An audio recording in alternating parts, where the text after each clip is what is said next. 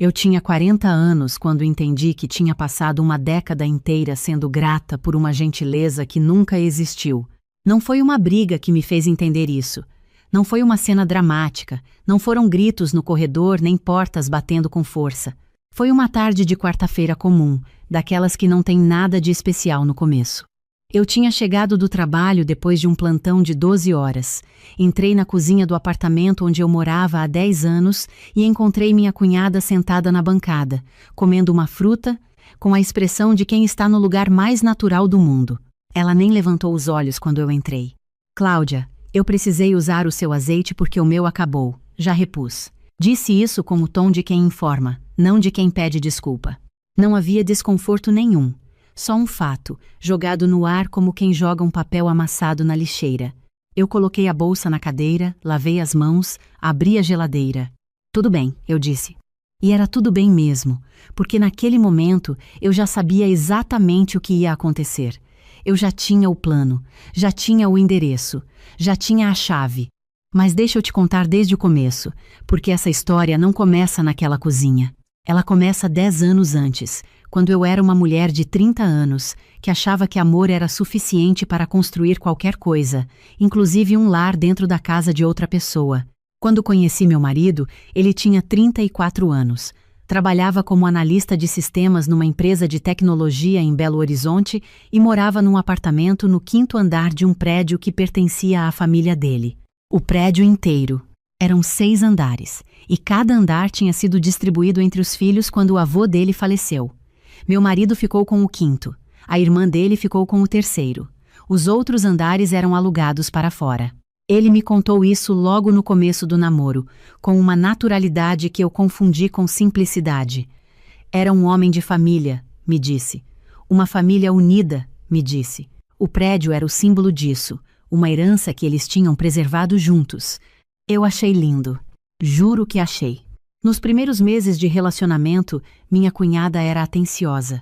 Me mandava mensagem perguntando se eu ia ao almoço de domingo. Me incluía nas conversas de família como se eu já fizesse parte. Uma vez me deu de presente um livro que ela sabia que eu queria ler, disse que tinha visto numa livraria e lembrado de mim. Eu guardei esse livro por anos. Achava que ele representava alguma coisa. Quando casamos, a decisão de morar no apartamento do 5º andar foi apresentada como óbvia. Fica lá em cima esperando vocês, meu marido disse. Seria um desperdício alugar enquanto a gente não compra o que a gente quer. Fazia sentido. Eu era enfermeira num hospital público. Ele tinha um salário bom, mas não extraordinário. Juntar dinheiro antes de comprar algo maior parecia responsável. O que eu não avaliei direito era o que significava morar no mesmo prédio que minha cunhada, separados apenas por 2 andares e um elevador. Nos primeiros meses, ela subia quase todo dia. Às vezes com uma desculpa concreta, uma panela que precisava pegar, um pacote que tinha chegado para ela no nosso andar por engano, uma informação sobre o condomínio. Outras vezes sem desculpa nenhuma, só batia, entrava, ficava um tempo e ia embora. Meu marido achava normal. É a gente, Cláudia. A gente é assim. Eu tentei gostar daquilo. Tentei encarar como família. Mas família tem limite. Ou deveria ter. Com o tempo, a presença dela foi ganhando uma qualidade diferente. Ela começou a opinar sobre a decoração do apartamento, que ela achava sem personalidade. Sobre a forma como eu organizava a despensa, que ela reorganizava quando vinha pegar alguma coisa emprestada. Sobre o meu trabalho, que ela chamava de pesado demais para quem quer ter qualidade de vida. Sobre o nosso fim de semana, que ela sentia falta de nos ver mais. Sobre mim. Uma vez eu tinha comprado uma luminária nova para a sala, algo que eu tinha escolhido com cuidado, que combinava com o tapete que eu tinha trazido da casa da minha mãe quando ela se mudou para um apartamento menor. Quando minha cunhada subiu naquele fim de semana, parou na entrada da sala, olhou para a luminária e disse: "Mas ficou estranha aqui. Esse espaço pede algo mais limpo, mais minimalista. Essa luminária é pesada demais para o ambiente." Meu marido olhou para a luminária, depois para ela, depois para mim. Eu também acho um pouco carregado, ele disse. Guardei a luminária no armário do quarto. Guardei também alguma coisa dentro do peito, uma mágoa pequena, do tamanho de um caroço, que eu não reconheci na hora como o início de uma coleção. Os anos foram passando, eu cresci na carreira, me especializei em terapia intensiva, fui promovida a coordenadora de enfermagem no hospital, o meu salário foi subindo. E eu, que tinha aprendido desde cedo com a minha mãe que mulher precisa ter a sua própria reserva, fui guardando. Todo mês, depois de pagar a minha parte das contas do apartamento, eu separava uma quantia que ia direto para uma conta de investimentos que só eu acessava. Meu marido sabia que eu poupava, mas nunca perguntou quanto. E eu nunca contei. Não era segredo exatamente. Era uma privacidade que eu tinha preservado sem pensar muito no motivo, como se alguma parte de mim soubesse, antes da minha cabeça saber, que aquele dinheiro um dia ia precisar ser completamente meu. No 5º ano de casamento, minha cunhada saiu de um relacionamento longo. O namorado foi embora, e ela ficou, como ela mesma dizia, se reorganizando. Esse processo de reorganização durou 5 anos e incluiu uma presença cada vez maior na nossa vida. Ela subia para jantar quase toda semana, ficava nos fins de semana assistindo série com a gente como se morasse no apartamento, usava a nossa máquina de lavar quando a dela estava ocupada. Deixava coisas aqui, uma jaqueta num domingo, um carregador numa quinta, um conjunto de taças que ficam melhor na sua bancada. Eu falava com o meu marido sobre isso, com cuidado, sem atacar, escolhendo as palavras. Eu preciso que a gente tenha um espaço mais nosso. Ela está aqui quase todo dia. E ele ouvia, concordava com a cabeça, dizia que ia conversar com ela. Nunca conversou, ou conversou de um jeito que não mudou nada, porque na semana seguinte ela estava de volta, com uma garrafa de vinho e um sorriso, e meu marido abria a porta como se fosse a coisa mais natural do mundo. No 7º ano aconteceu algo que eu demorei para entender completamente. O prédio precisava de uma reforma na fachada. Os condôminos tinham se reunido, que nesse caso eram basicamente eles dois, mais os inquilinos dos outros andares. Meu marido me contou que tinha sido decidido fazer a reforma em parcelas, cada proprietário contribuindo com um valor ao longo de 6 meses. Quanto? Eu perguntei. Ele me disse o número. Era alto, mas administrável. Você quer que a gente divida? Eu perguntei. Se você puder ajudar, seria ótimo, ele disse. Eu ajudei. Contribuí durante 6 meses, minha metade do valor combinado. Não questionei. Era o prédio onde a gente morava. Parecia justo. O que eu não sabia e só fui descobrir muito mais tarde era que minha cunhada tinha pedido que o irmão cobrisse a parte dela também. Que ela estava com dificuldades financeiras naquele período por causa da separação e tinha pedido um empréstimo ao irmão. Um empréstimo que nunca foi formalizado, nunca teve prazo de pagamento, e que na prática tinha saído, em boa parte, do dinheiro que eu tinha contribuído achando que era para a reforma do lugar onde eu morava. Mas eu não sabia disso ainda. Aprendi a calar, aprendi a adaptar, aprendi que em certos lugares, certas perguntas não são bem-vindas. No 8º ano, numa tarde de sábado, vieram amigos deles para um churrasco no terraço do prédio. Eu estava lá, claro. Ajudei a organizar. Comprei parte da comida, passei a tarde servindo e conversando. Em algum momento, uma das amigas deles me perguntou como era morar no prédio da família. Antes que eu respondesse, minha cunhada respondeu por mim. É ótimo, né? A gente cuida um do outro. É uma estrutura que ela não teria facilidade de montar sozinha. Sendo da área da saúde, você sabe como é. Salário público não estica muito. Houve um silêncio de 2 segundos. Eu sorri. Um sorriso pequeno, controlado, que ninguém entendeu como o que era. Depois garfei um pedaço de carne e mastiguei devagar. Naquela noite, depois que todos foram embora e meu marido adormeceu, eu abri o aplicativo do banco no celular e olhei para o saldo da minha conta de investimentos. Era um número que me surpreendeu. Mesmo sendo eu quem tinha construído ele, real por real, mês por mês, durante anos, eu tinha sido disciplinada de um jeito que eu mesma não tinha dimensionado. Fechei o aplicativo sem fazer nada. Não disse nada para ninguém. Mas alguma coisa tinha se movido dentro de mim naquela noite, e eu não consegui mais fingir que não tinha se movido. No 9º ano, comecei a pesquisar imóveis. Sem pressa, sem urgência, como quem pesquisa por hábito profissional. Eu entendia de organização, de planejamento, de gestão de recursos. Tinha passado anos aprendendo a administrar equipes, orçamentos, pressão. Eu sabia avaliar risco. Pesquisei em Belo Horizonte primeiro, nos bairros que eu conhecia bem, depois fui ampliando. Fui a algumas visitas nos fins de semana, sempre contando para meu marido que estava indo à casa de uma colega do hospital ou que tinha um curso. Não era exatamente mentira. Era uma omissão estratégica, do tipo que você faz quando ainda não tem certeza do que vai decidir e não quer criar uma conversa antes de ter clareza.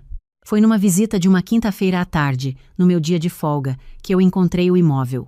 Era uma casa em Contagem, cidade da Grande BH, num bairro residencial tranquilo com boa infraestrutura. Térrea, com 3 quartos, sala ampla, quintal coberto nos fundos e uma edícula separada nos fundos com entrada independente pela rua lateral. A corretora me explicou com entusiasmo. Essa edícula tem um banheiro completo, sala e kitnet. Ela aluga fácil por 2.500, 3.000 dependendo da reforma. Tem demanda constante aqui por causa da faculdade e do hospital regional a 15 minutos. Eu ouvi com atenção. Fiz as contas mentalmente enquanto ela falava. O valor total do imóvel estava dentro do que eu tinha guardado, com margem para reforma e reserva de emergência. Pedi o prazo para pensar. Precisei de 1 semana. Não foi uma decisão emocional, foi uma planilha. Eu sou enfermeira, mas penso em protocolos e em números. A edícula alugada cobriria a maior parte das minhas despesas mensais. O imóvel se pagaria ao longo dos anos e ainda me geraria estabilidade pelo resto da vida. As contas fechavam com clareza e sobrava. Assinei o contrato numa segunda-feira de manhã, antes do plantão.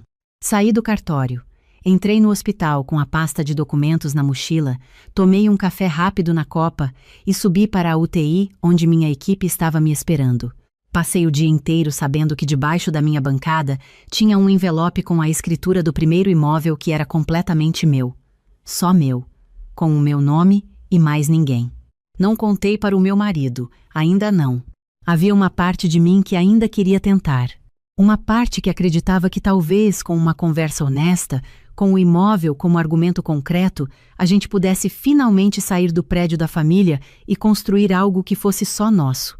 Um espaço onde as minhas coisas não sumissem do lugar, onde as minhas decisões não fossem comentadas, onde eu não fosse descrita para desconhecidos como alguém que precisava de uma estrutura que não teria sozinha. Voltei para casa naquela noite como se nada tivesse acontecido. Minha cunhada estava no apartamento, sentada no sofá com meu marido, os dois assistindo a um programa que eu nem conhecia. Ela tinha trazido salgados. Havia uma caixa aberta na mesa de centro. Cláudia, chega aí, a gente estava te esperando. Eu me sentei, comi um salgado. Assisti ao programa por 40 minutos. Na semana seguinte aconteceu a cena do azeite.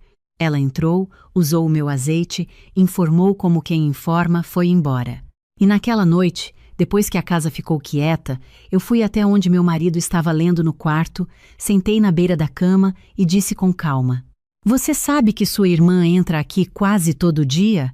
Usa nossas coisas, opina nas nossas decisões, estava aqui ontem, anteontem e na quinta passada?" Ele baixou o livro, me olhou. "Ela está passando por um momento difícil, Cláudia. Você sabe disso. Ela está passando por um momento difícil há 5 anos. Família é assim, a gente está junto." Respirei fundo antes de continuar. "Eu preciso te perguntar uma coisa. Aquela reforma da fachada, 3 anos atrás, eu contribuí com minha metade durante 6 meses. Você usou esse dinheiro para cobrir a parte dela também?" O silêncio que veio depois disse mais do que qualquer resposta. Ele colocou o livro de lado, esfregou o olho, fez aquela pausa de quem está calculando qual versão vai gerar menos conflito. "Foi um empréstimo. Ela estava numa situação complicada. Eu ia te contar, mas passou. Passou 3 anos. Cláudia, Você usou a minha contribuição para cobrir a cota dela no prédio que é dela, sem me perguntar, sem me contar, e depois de 3 anos ainda não tinha achado o momento de mencionar." Ele ficou quieto. "Quanto mais tem?" Eu perguntei. "Quantas outras vezes você usou o dinheiro do casal para cobrir alguma coisa dela sem me falar?" A resposta veio devagar, fragmentada, com o tom de quem está administrando uma revelação em parcelas, testando o quanto pode dizer antes de eu reagir. Havia o IPTU de um dos apartamentos alugados que tinha atrasado e ele tinha adiantado. Havia uma pequena dívida de condomínio que ela tinha acumulado e que ele tinha quitado para não gerar conflito no prédio. Havia uma viagem que ela tinha feito no ano anterior, uma viagem que ela ia pagar de volta, que ainda não tinha pago. Nenhum desses movimentos tinha sido discutido comigo. Nenhum tinha passado pela minha aprovação. Todos tinham saído de uma conta que os dois considerávamos conjunta, que os dois alimentávamos com o nosso trabalho. Fiquei olhando para ele por uns 4 segundos. Durante quantos anos eu paguei minha parte de todas as contas desse apartamento? Eu perguntei. 10 anos. E nesse tempo, enquanto eu achava que a gente estava construindo algo junto, o dinheiro do casal estava sendo gerenciado de um jeito que eu não tinha acesso nem conhecimento. Não é bem assim. Como é então? Ele não respondeu. Pegou o livro de volta. Não para ler, só para ter algo nas mãos. E eu entendi naquele momento, com uma clareza que não doeu como eu esperava que doesse, que não havia arquitetura para consertar ali. Não era a cunhada, ela era apenas o sintoma. O problema era a estrutura inteira daquele casamento, construído sobre uma base onde eu sempre tinha sido uma colaboradora sem voto, uma parceira sem voz, um nome no contrato de casamento, mas não nos contratos que importavam. Saí do quarto, fui para a sala, sentei no sofá no escuro por um tempo que não sei medir. Não chorei. Raiva é imprecisa. Choro é impreciso. Eu sou coordenadora de UTI. Eu sei que as decisões que importam se tomam com a cabeça fria. Comecei a planejar. Liguei no dia seguinte para uma arquiteta que uma colega do hospital tinha usado numa reforma. Precisava de uma avaliação do que era necessário na edícula e em algumas partes da casa para tornar o imóvel habitável e a edícula alugável o mais rápido possível. Marcamos visita para o fim de semana. Liguei também para uma advogada especialista em direito de família. Queria entender com exatidão o que era meu, o que era comum, o que eu precisava proteger antes de qualquer movimento mais definitivo.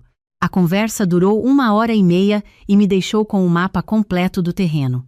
Algumas coisas me surpreenderam, mas nenhuma me derrubou. Eu sabia fazer conta, eu sabia onde eu estava. Durante as semanas seguintes, mantive a minha rotina com uma normalidade que exigiu esforço no começo e foi ficando mais fácil conforme o plano ia tomando forma. Acordava, tomava café, ia para o hospital, voltava, jantava, dormia. Minha cunhada continuou subindo, meu marido continuou abrindo a porta. Eu continuava sorrindo com o sorriso que nenhum dos dois entendia. A reforma da casa avançou nas minhas folgas e nos dias em que eu fingia ter compromisso de trabalho. A arquiteta era eficiente e discreta. A edícula recebeu pintura nova, o banheiro foi atualizado, a kitchenette ganhou uma pia nova e um piso novo. A casa principal precisava de pouca coisa. Uma mão de tinta em 2 cômodos, um reparo hidráulico no banheiro do fundo, a cozinha com alguns ajustes pontuais. Em paralelo, fui tirando as minhas coisas do apartamento aos poucos. Não de uma vez, não de forma que chamasse atenção. Toda semana levava uma sacola para o meu carro quando saía para o trabalho. Documentos primeiro, depois itens sentimentais, depois roupas de fora de temporada, depois aos poucos o restante. Meu marido não percebeu. Ou percebeu e preferiu não perguntar. Nunca vou saber com certeza. Uma sexta-feira à tarde, a arquiteta me mandou mensagem. Pronto, pode entrar quando quiser. Fui lá naquele mesmo dia depois do plantão. Estacionei na rua lateral, entrei pelo portão principal, caminhei pelo quintal. A tarde estava acabando, e a luz entrava diagonal pelo quintal coberto. Abri a porta da casa com a minha chave, andei por cada cômodo. O cheiro era de tinta nova e de silêncio limpo. Fui até a janela da sala e fiquei parada por um tempo olhando para o quintal. Chorei um pouco. Não de tristeza. De uma coisa que levou um tempo para eu identificar como alívio. Voltei para o apartamento naquela noite. Jantamos os 3. Minha cunhada tinha ficado para o jantar. Ela falou sobre uma viagem que estava planejando. Meu marido perguntou detalhes. Eu servi o meu prato. Comi, lavei o meu copo quando terminei. No sábado seguinte, o caminhão chegou às 8 da manhã. Eu tinha contratado uma empresa de mudança pequena, indicada por uma colega. Combinamos tudo por mensagem nas semanas anteriores. Eles sabiam exatamente o que levar. Eu tinha feito uma lista detalhada com descrições e localizações de cada item. Os móveis do quarto que eu tinha comprado e que tinham nota fiscal no meu nome, os eletrodomésticos que eu tinha adquirido ao longo do casamento, os utensílios de cozinha, a minha estante de livros, as plantas que eu tinha cuidado por anos no parapeito da janela, a luminária que eu tinha guardado no armário há 5 anos esperando um lugar onde ela pudesse ficar. Meu marido tinha saído cedo, como fazia toda semana para jogar futebol com os amigos. Minha cunhada normalmente subia nos sábados depois das 10.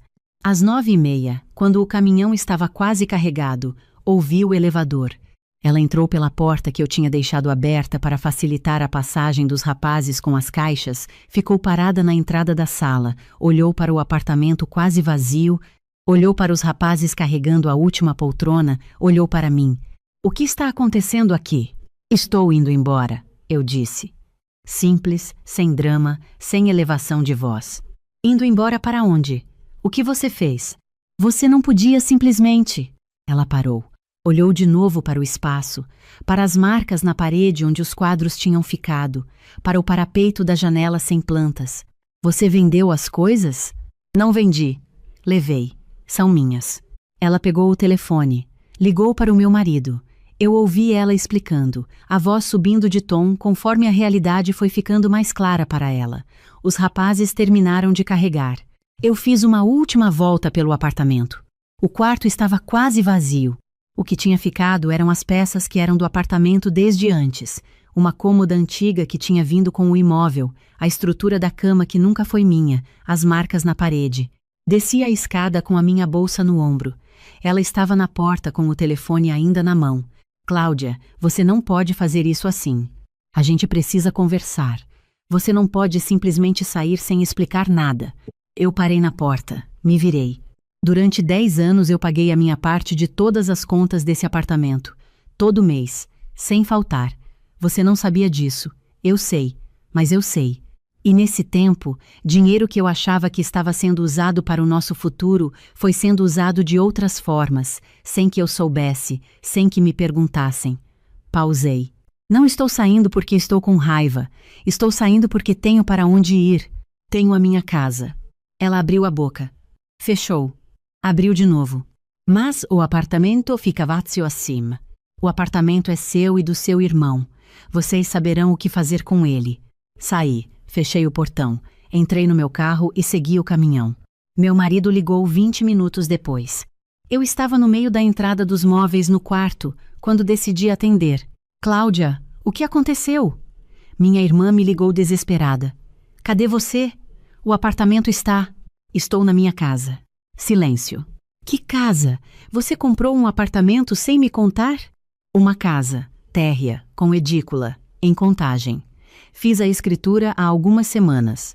O silêncio dessa vez durou mais. Com que dinheiro? Você tinha esse dinheiro? Por que você não me contou? Respirei fundo antes de responder. Eu tinha ensaiado essa conversa várias vezes, não para manipular, mas para ter clareza, para não perder a serenidade que eu tinha construído com tanto cuidado até aquele ponto. Durante 10 anos eu depositei todo mês a minha contribuição para as contas do nosso apartamento. Você usou esse dinheiro, em parte, para cobrir dívidas da sua irmã sem me perguntar. Eu descobri isso quando perguntei diretamente. O dinheiro que eu guardei foi o meu salário acima das minhas contribuições. Era meu. Sempre foi meu. Cláudia, a gente precisava ter conversado sobre isso. Uma decisão assim. Eu tentei conversar. Várias vezes. Sobre o espaço, sobre os limites, sobre o que estava acontecendo com o nosso dinheiro.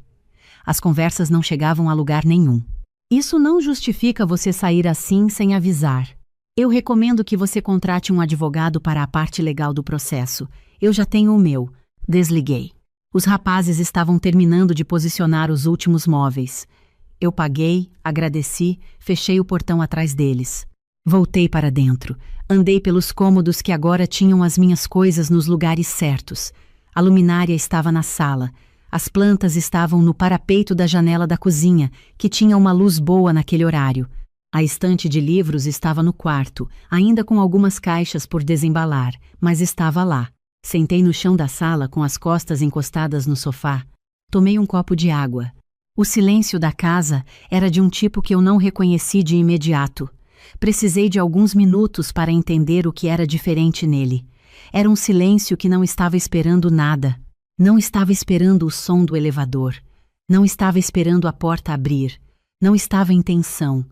Era um silêncio que não precisava ser gerenciado. Era o silêncio de um lugar que era meu. Nos meses seguintes, as coisas foram se reorganizando com uma clareza quase matemática. A edícula foi alugada em menos de um mês para uma fisioterapeuta recém-formada que precisava de um espaço para atender até fechar o próprio consultório. O valor do aluguel cobria uma parte significativa das minhas despesas mensais.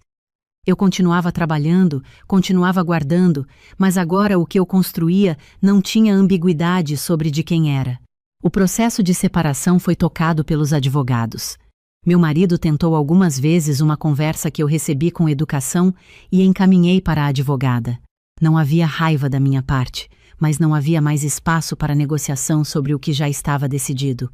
Minha cunhada me mandou uma mensagem 3 semanas depois. Não sei como conseguiu o meu novo número, provavelmente pelo irmão. A mensagem dizia que ela achava que eu tinha exagerado na reação, que as coisas entre ela e o irmão eram assuntos da família deles, que eu deveria ter conversado antes de tomar uma atitude tão drástica. Li a mensagem, li 2 vezes. Não respondi. Não porque eu estivesse com raiva, mas porque algumas conversas chegam tarde demais para fazer qualquer diferença e gastar energia respondendo seria usar mal um recurso que eu aprendi a valorizar. O que ficou de tudo aquilo não foi mágoa. Mágoa é uma coisa que a gente carrega e que pesa. O que ficou foi aprendizado, o tipo limpo, que você guarda não como ferida, mas como ferramenta.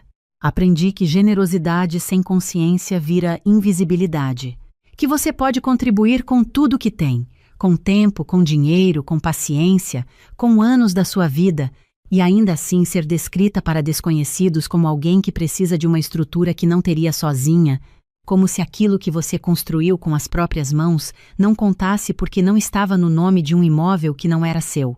Aprendi que independência financeira não é arrogância, não é desconfiança, não é falta de amor. É a diferença entre ter uma cadeira na mesa, onde as decisões são tomadas, e ser o assunto das conversas sem que ninguém te pergunte nada. Por anos eu morei num apartamento onde eu não tinha nome na escritura, não tinha voto nas decisões que afetavam a minha vida, não tinha um cômodo que fosse inteiramente meu sem a possibilidade de alguém entrar, reorganizar, comentar, opinar, e eu fiquei. Fiquei porque amava, fiquei porque tinha esperança, fiquei porque a gente se acostuma com o peso de uma situação até o ponto em que não consegue mais sentir quanto pesa. Para quem me pergunta por que levei tanto tempo, eu entendo a pergunta. Eu também me perguntei isso várias vezes, sentada naquele apartamento tentando entender o que me prendia.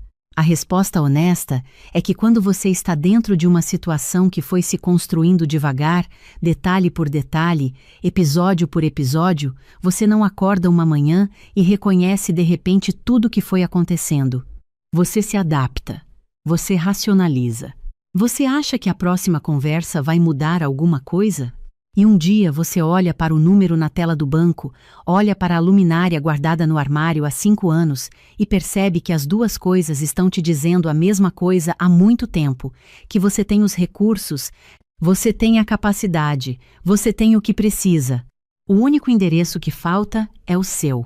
Quando sai, levei o que eu tinha construído, os móveis que eram meus, os documentos, as plantas, os livros, os anos de disciplina que eu tinha transformado em alicerce. Deixei para trás o que nunca tinha sido meu para começar. E não foi um ato de raiva. Foi um ato de reconhecimento, de me reconhecer. Hoje, quando eu chego do plantão e encosto o carro na garagem, quando caminho até a porta e pego a chave no bolso, eu paro 1 segundo antes de entrar. Virei hábito. É o segundo em que eu ouço, muito longe, uma voz dizendo que eu não teria conseguido isso sozinha, e sorrio. O mesmo sorriso de sempre. Pequeno, quieto, só que agora é dentro da minha casa. E a luminária está exatamente onde eu escolhi colocar.